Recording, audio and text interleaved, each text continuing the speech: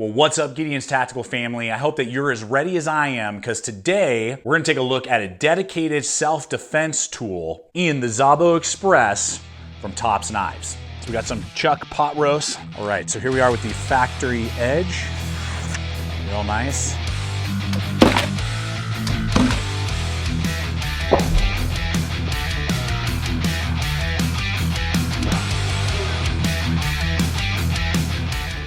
I appreciate the distance from the aggressing meat that the 5.5 inches of blade length is offering to me. All right, so we got a thing of pork ribs here that we're gonna try out, not only to see how the blade goes in between ribs, but does it get damaged with any of the hacking and stabbing?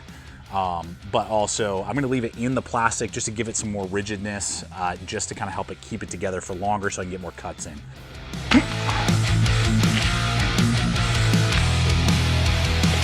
Right in between the ribs there.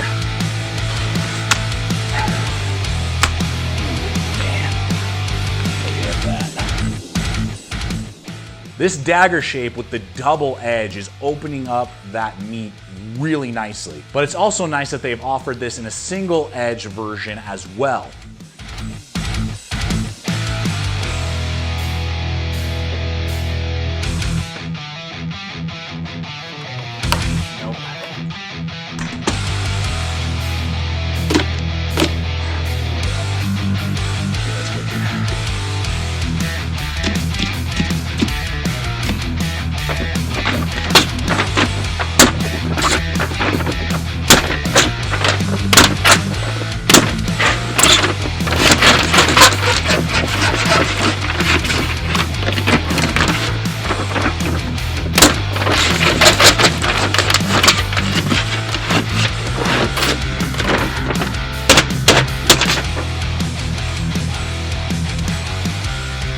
All right, after it's all said and done,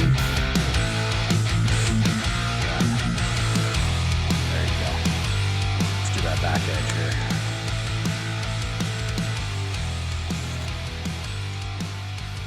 here. Wow, quite a bit of fun putting this through a different series of tests than I normally do because of the intended purpose of the blade.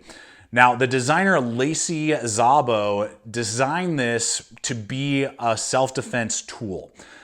Even in the description, he says that it's not designed to be a utility knife. Now, the way I've used it, how it's been performing, I could absolutely see it being used as a light-duty utility knife, but its first and intended purpose is for self-defense. And after years of using a large folder for self-defense, carrying it in the waistband, he just wasn't happy with how fast it would deploy and things like that. And so he wanted to design something that was a dedicated self-defense blade that does give quite a bit of reach, but still very concealable, and also is going to give you a lightweight feel in the hand. This comes in at 7.5 ounces. So that's the intended purpose. It's only 5/32 of an inch thick, but I think that is an excellent thickness for the designed purpose, and it just makes it very quick and nimble in the hand. Now, I'm just a guy on YouTube that likes blades, uses them quite a bit, and does some testing for you guys to get a basic plumb line and understanding for what the capabilities of tools and what they can and cannot do. I am by no means a self-defense expert when it comes to edged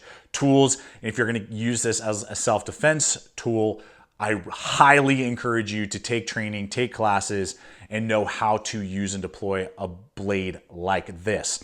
So as the design would entail, definitely pierces and penetrates and slices like a dagger, particularly if you go with the double-edged version, should. All of those type of activities, it's going to do exceptionally well, and I was very pleased with the edge geometry. Really well done. I was very happy with that, and even being able to use some of that aluminum just to simulate maybe having to go through a vehicle. Tops even did a great video with this blade destroying a car, but that could easily tear through if necessary, say the skin of an aircraft, something like that, and the edge is holding up very well outside of some awesome battle wear that I now have on it. Excellent. The secondary back edge as well is a really cool method to do pull cuts if you're going through like zip ties or cordage.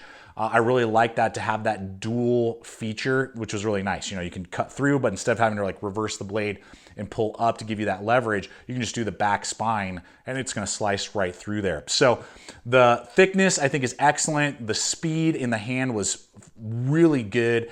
And overall, for the style of blade, from my experience, really performed well for those type of basic utility or self-defense roles that you would want to put a knife like this through. Now, when you're looking at the handle of a self-defense blade, you want it to be more tactile, have some dimension to it, not like a broom handle. Think of like a bushcraft knife.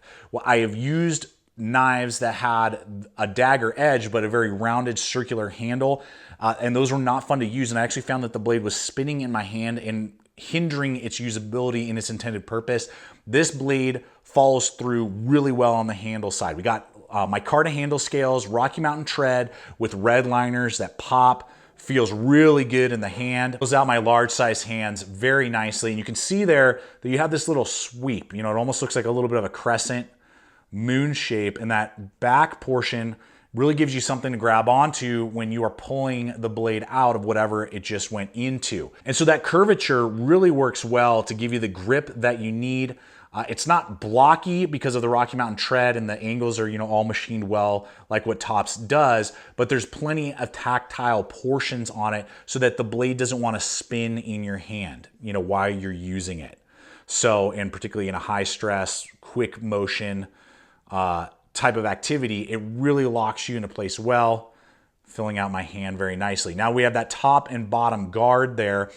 You got a good symmetry that locks me in with that bottom, so I'm not gonna slide up, but also gives me a really good thumb ramp on the top with a couple hits of jimping that are not super sharp. They're tactile and they're absolutely gonna be there, but I have had other, you know, exposed guarded blades. When you do stabbing, it really hurts and there's a hard impact because of the gradual sweep and flare of the top and bottom guard. You're really in control. And when I was going through that aluminum particularly, I didn't have any abrupt shock on my hand when I was hitting the guard. And the guard, there was no back and forth impact. I was locked in and there we go. So in a normal hammer grip, you're locked in very nicely.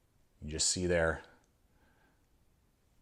absolutely keeping you in contact with the safety mechanisms of the design, and you're not going to accidentally slide up and hurt yourself, and the blade isn't going to spin. You do have an exposed upper lanyard with hole with some exposed metal and a rounded back pommel, so you could do a non-lethal strike if necessary. So the Kydex sheath is a pancake design. Now, when you're considering a self-defense tool like this, you really got to think of two things. First is deployment and how well does it deploy, but also concealability. And I was stunned at how concealable this blade is for how large it is. It doesn't print underneath a t-shirt, and I was really surprised with that. So that you can carry this 360 degrees around your waistband, anywhere in your waistband, and no one's gonna really know that you're carrying this if you have the ability to do that, and that's something you're wanting this tool to do. So that's excellent because of just how thin that design is. Now, the clip here is not rotatable. It's not one of their like 360 degree spring clips. This is a rigid clip. You can unscrew it. You can move it top, bottom, right, or left, completely ambidextrous.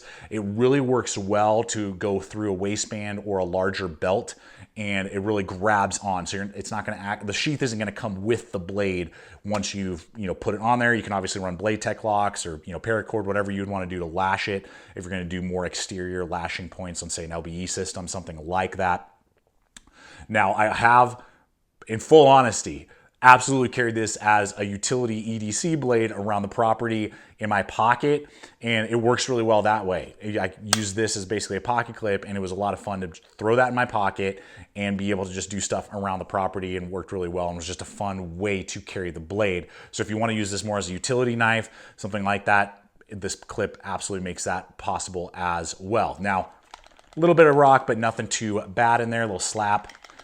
But it is good and secure, drainage hole. Now, secondary is deployment. Can you deploy it without having to do a secondary grip move? So, good thumb ramp right there.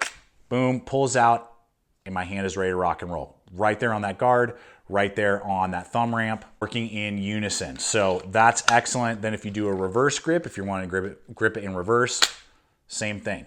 I'm locked in and I don't have to do a secondary grip motion, and that is accentuated by the contouring of the handle, just the way the guard is, and then the way that they contoured the sheath there on either side, making it so that regardless of which way you're going to deploy the blade, reverse or in a normal hammer grip, you're going to be able to do that quickly, accurately, without the sheath coming out with the blade, and you don't have to do a secondary grip motion, and you're ready to use the tool in a defensive role if necessary. So pricing is standard, what you would expect for this size of blade, made in America out of 1095 out of the Tops factory. What we're looking at is the lowest I've seen is about like 158, 155 US, up to about 165 to 170, just depends on where you pick it up. I'll have a bunch of links to the distributors that we partner with here at the channel for you guys to take a look at in the description box below. I do appreciate it when you do look at those and use those hyperlinks, regardless if it's this tool or other gear in general. When a piece of gear makes sense for you to use those hyperlinks, helps me continue to make content and give you guys ins and outs on gear and equipment. Now, Tops did send this over to me to be able to test out, use, show you guys what its capabilities are, if there are any limitations, and help you determine for yourself if this is worth throwing in your rotation. So there we go, guys. This is a fun blade. I didn't know, I was kind of on the fence. I was like, I know it just came out. I know there's a lot of interest around the blade. Let's do, a video on it. But I was really surprised and have had a lot of fun just EDCing it around the property as a utility tool. And I am really impressed with the lines and what Lacey Szabo has designed and how Tops has executed it. It functions really well. If this is the style that you're into, if this is something that you want to use and deploy, it has a lot of capability in a lot of different roles, and it's something a little bit different than what I normally test out, so that's also fun to see it performing so well. So guys, that's my take. I look forward to hearing from you. If you have any questions on the Szabo Express, if there's something that I missed, I'll do my best to answer them in the comment section below. I do encourage you to check out the other video popping up, to subscribe if you're not yet a subscriber here at the channel. Throwing up content every single week like this, giving you guys in-depth breakdowns of gear and equipment so that you can better understand what their capabilities and limitations are. And so till next time, guys, always remember, stay equipped, stay prepared, and I'll see you out there.